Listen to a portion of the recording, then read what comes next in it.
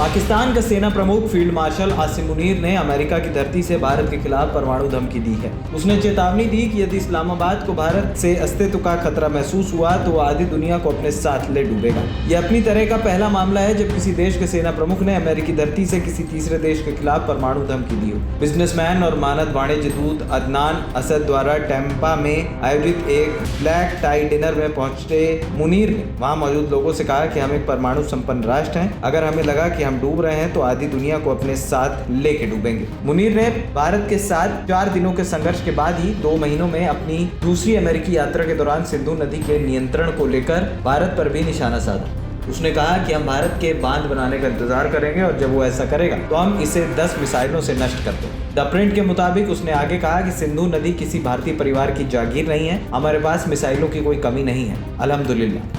आसिम मुनीर ने भारत की तुलना हाईवे पर दौड़ती मर्सिडीज से और पाकिस्तान को कंकड़ पत्थरों से भरे डंप ट्रक से की। उसने कहा कि भारत हाईवे पर फरारी की तरह चमकती हुई मर्सिडीज है, लेकिन हम बजरी से भरा एक डंप ट्रक है। अगर ट्रक कार से टकराता है तो किसका नुकसान होगा?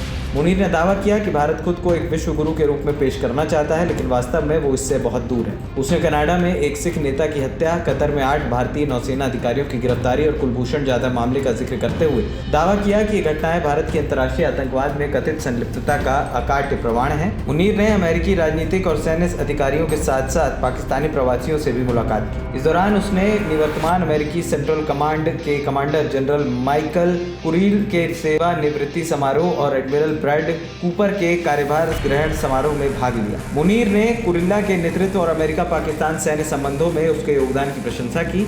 उसने सैन्य सहयोग पर चर्चा के लिए ज्वाइंट चीफ्स ऑफ स्टाफ के साथ अध्यक्ष जनरल डैन कैन से मुलाकात की और उसे पाकिस्तान आने का निमंत्रण दिया। ये मुनीर का पिछले 2 महीनों में दूसरा अमेरिकी दौरा था। जून में उसने राष्ट्रपति डोनाल्ड ट्रंप से निजी लंच पर मुलाकात की थी। इसके बाद दोनों देशों में तेल समझौते समेत कई सहयोग घोषणाएं। ANP टाइम्स की रिपोर्ट।